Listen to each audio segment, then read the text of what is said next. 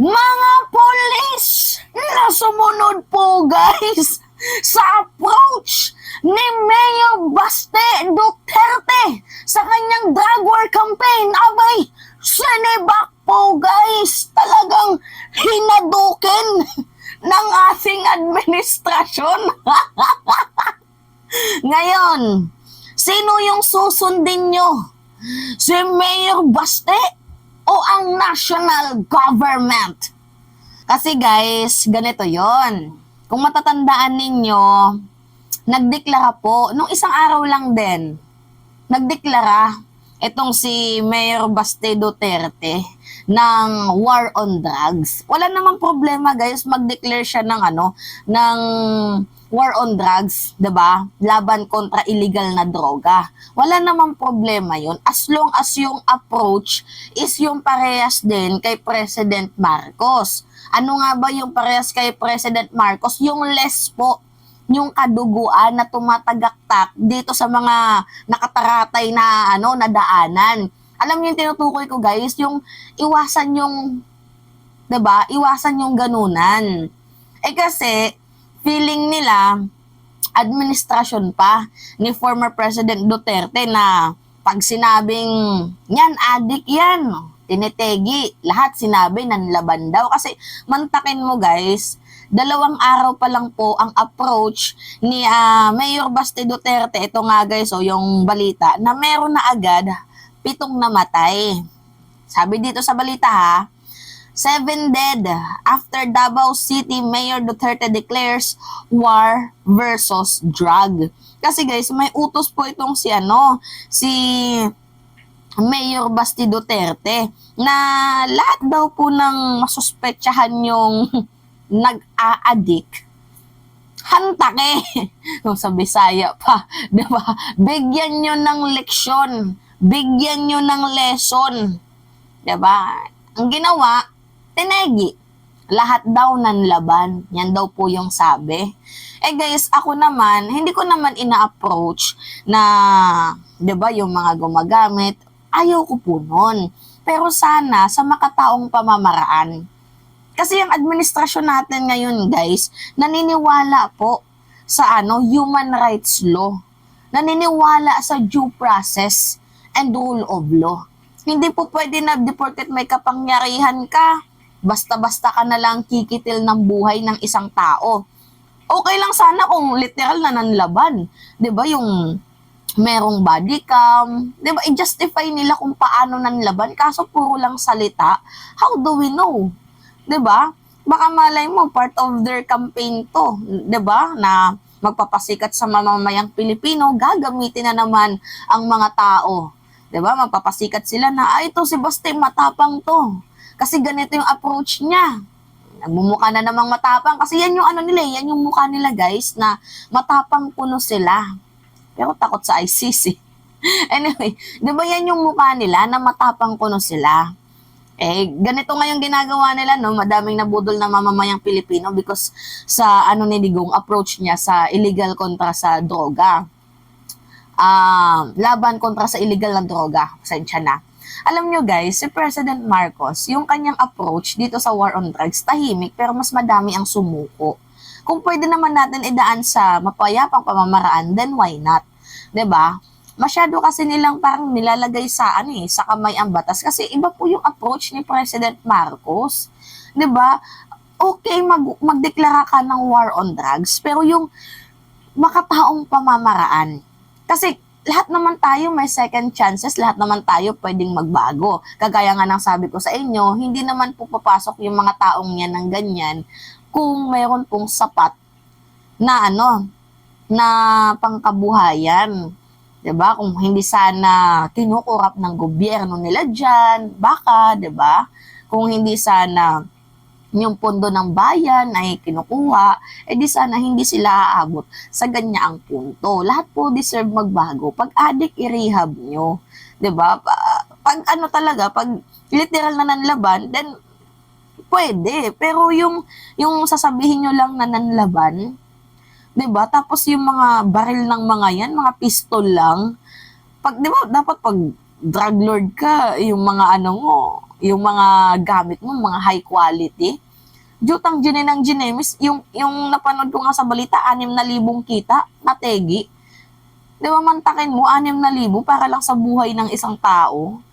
Tsaka mostly yung sa pito guys yung sa pito na nategi, di ba? Mantakin yung mga mahirap talaga guys.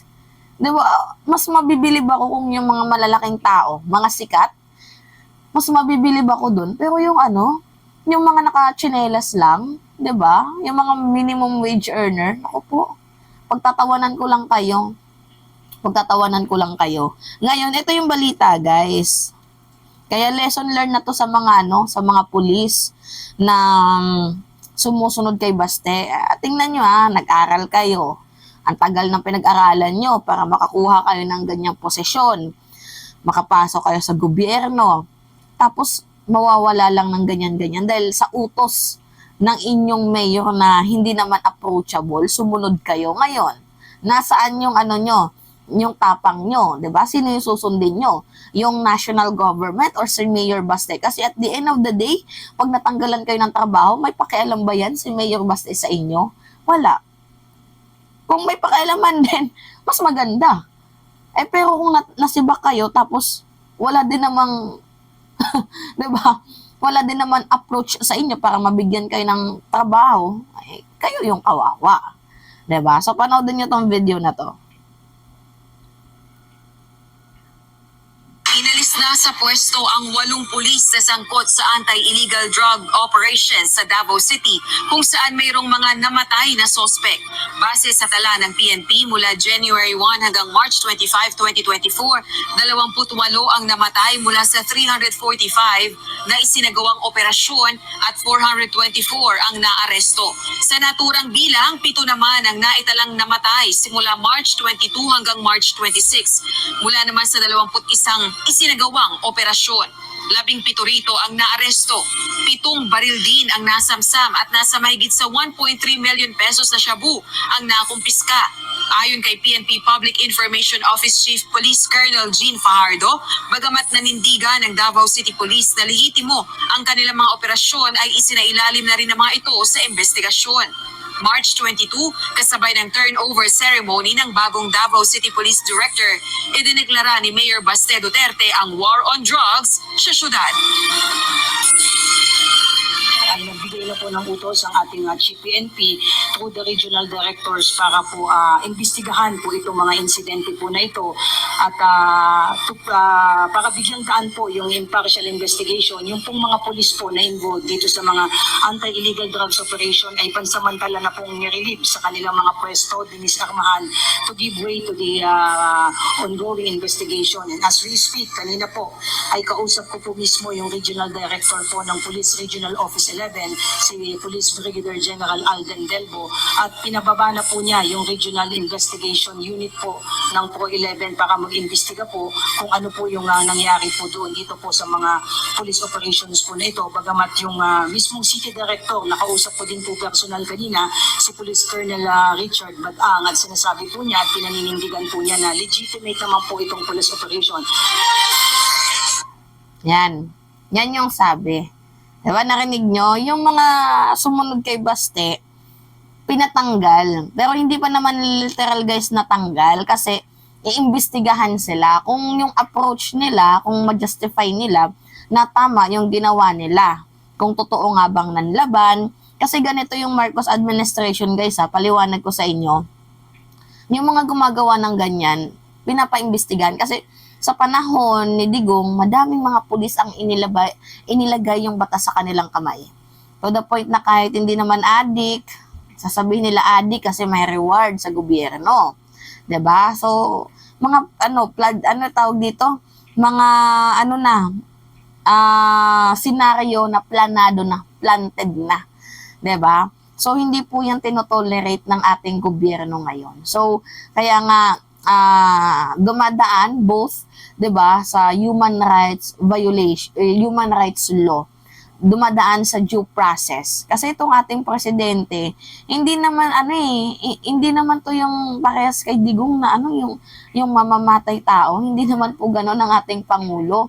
pro-people, pro-life, pro-justice po ang ating presidente. So ngayon, kung itong mga nakaano na to, mga pulis na to na nandoon sa Davao, bahala kayo, sumunod kayo or mawawalan kayo ng trabaho. Yan yung pinakatanong dito kasi yung gobyernong sinusuportahan nyo noon ni Digong, kay Digong, hindi na po yan yung administrasyon ngayon.